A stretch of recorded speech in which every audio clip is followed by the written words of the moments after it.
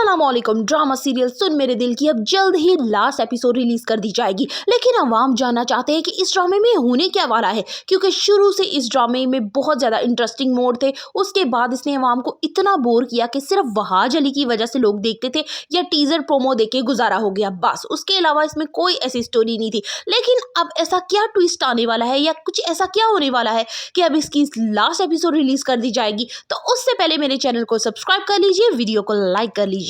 Recently episode जो गुजरी है उसमें आपने देखा होगा कि जैसे ही अम्मार ने सदफ को तलाक देता है और वो दानिया के पास जाता है, दानिया सजी सवरी बैठी होती है। दानिया उसे अपने रूम तक नहीं आने देती, लेकिन अम्मार फिर भी जबरदस्ती उसके रूम में घुस जाता है, तो वो बहुत ज्यादा बुरा मनाती है कि एक लड़की के रूम में तुम्हें नहीं आना चाहिए। ये वही दानिया है जो बार बार अम्मार को कॉल करती है, उसे मिलने का कहती है, और जब अम्मार दानिया से मिलने के लिए चला जाता है तो सिर्फ एक नाइटी में ही बैठी रहती है। जब से ये वापस पाकिस्तान आई है इसने कोई दूसरा ड्रेस नहीं पहना, तो ये आज इतनी बनी ठनी क्यों है? सो वीवर्स, दानिया अम्मार को धोखा देके वापस कनाडा चली जाएगी। जी हाँ, दानिया के पाकिस्तान आने का मकसद ही यही था कि अम्मार और सदफ में तलाक करवा सके, क्योंकि सदफ ने भी उससे झूठ बोला था कि चाहे दानिया कुछ भी हो जाए वो अम्मार की शक्ल नहीं देखना चाहती, वो उसे पसंद नहीं करती है। लेकिन उसने बहुत ही शहाना तरीके से उससे शादी करवा ली, और अम्मार तो शुरू से ही यही कहता था। दानिया का एक डायलॉग काबिले गौर है, वो कहती है कि मुझे हैरत होती है अम्मार कि तुम जैसे शख्स से भी मोहब्बत हो जाती है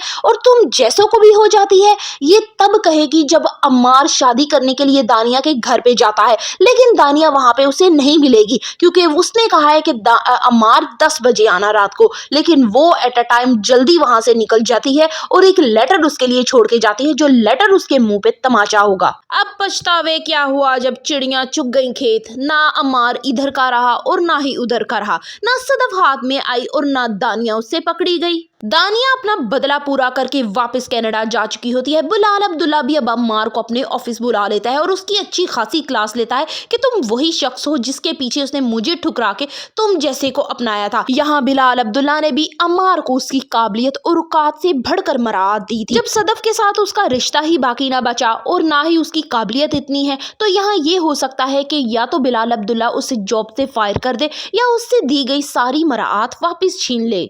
अम्मार तो अपने अंजाम को पहुंच गया। अब सदफ को भी एहसास होने लग गया है कि वाकई उसने बिलाल अब्दुल्ला का साथ छोड़कर बहुत बड़ी गलती की। जैसे ही वो अम्मार से डिवोर्स लेती है, उसी दिन ही वो बिलाल अब्दुल्ला को कॉल कर लेती है कि मैं तुमसे मिलना चाहती हूँ। सदफ के अब क्या इरादे हैं? क्या वो अब अम्मार की जगह बिलाल अब्दुल्ला को देने वाली है?